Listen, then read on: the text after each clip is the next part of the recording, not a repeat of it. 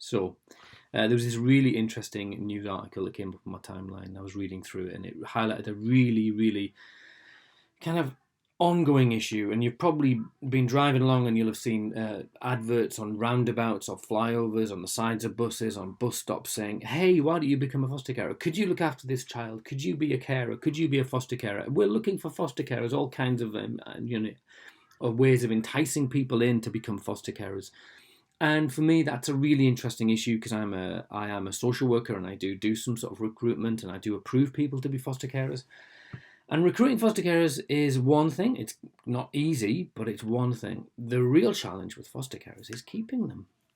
And this was highlighted within the article. They said as a local authority, they had lost 73 carers across the last 4 years, and in that period, they'd recruited 53 carers. So they had a net loss of 20 carers. And that was a real concern for them because specifically they had 900 children in that local authority. So that opened up a whole issue around how do they look after those children, how do they care for them, what do they do, are they using independent foster care agencies, and what are the costs, and that's a whole different issue for a different video, but I'm not going to do that today. But the issue for me is not recruitment.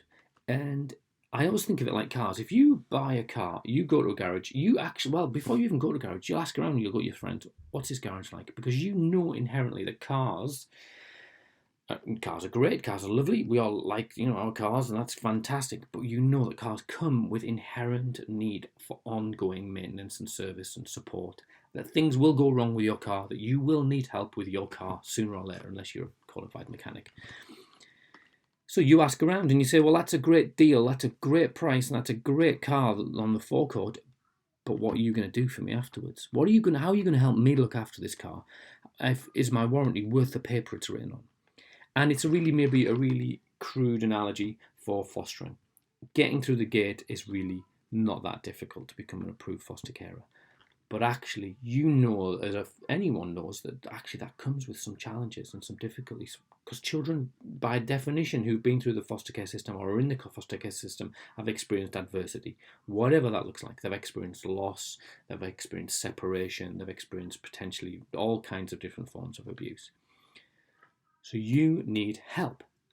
And what is the help you're going to get? So I was thinking about this, and I've got friends who are supervising social workers for local authorities, and they've got maybe 15 families that they supervise, and their role is to support the fostering household, whoever that might be, one or two single carers, whatever, but they support that household. But they've got 15 families to look after. So immediately you start to see that the actual available time for them to work with that family, to be with that family, to be on the end of the phone to that family is massively reduced. The law says that you've got to visit your fostering family every 6 weeks. That's the law, but normally policy would say every 4 weeks is good practice, at least every 4 weeks. However, so if you've got 15 children, 20 days a month, roughly, give or take, 20 days a month, 15 children, you are out a visit nearly every other day. You've got pet meetings, you've got looked after child reviews, you've got a whole raft of other things you need to do. You've got annual reviews, so every foster carer needs that. It's literally a day's work and a meeting as well, so there's a day and a half, which you're doing once every month because you've got 15 carers, so at least one and a bit every month. All of a sudden, what you start to see is the available time for that social worker to support that family becomes massively reduced when social workers have high caseloads. It's just an absolute fact. So you as a foster carer, you want to ring up and you want to run an idea past someone, or you want someone to just get a letter signed, or you want someone to give permission to go on a school trip, or you want someone to say, look, he needs to go to the doctors and he needs to get this medicine, can we give him this medicine? The child needs a haircut. Whole raft of things, and that's not even accounting for any challenges at school perhaps, or any challenges at home, or things like contact. All of a sudden you see that the amount of support that you get as a foster carer can be hugely reduced. And I talk to a lot of foster carers. That's my job. I talk to them about all kinds of things. And one of the things they consistently say is, I expected the children to be challenging. I expected there to be difficulties, and I expected all that because that's who they are. That's their life, and that's they're vulnerable, and we're totally on board with that.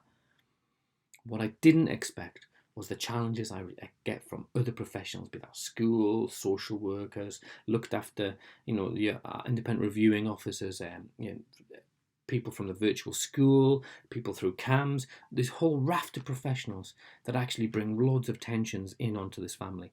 And as a supervising social worker, it's your job to be this buffer. But if we're giving supervising social workers no time and no capacity to actually support carers, then carers will immediately feel disfranchised. They'll immediately feel isolated, alone, totally holding things that maybe you feel are out of their depth, or feeling totally isolated and not able to kind of access support. In the midst of all that, there's all kinds of issues that they may be having within their own lives, and they need to be able to unpack that with their fostering social worker, their supervising social worker. So for me, this article is really interesting that it highlights specifically the challenges around recruitment, but actually recruitment is not the issue. It's keeping your foster carers and ensuring that, I kind of say that happy carers, happy children, and that's a bit of a dangerous phrase, because you don't want to have just absolutely happy foster carers. But however, as a rule, if foster carers feel rewarded, they feel that's legitimate, that they get money for what they do, and that they feel appreciated, that they feel that their voices have got potency, if they feel that they can get support when they need it, that they can ring for their supervising social worker and someone will come, someone will answer, they'll not just get dropped into a duty queue or whatever happens that way, then people will stay. So for me, that's the issue. So have a read of the article and be interested to know what you think.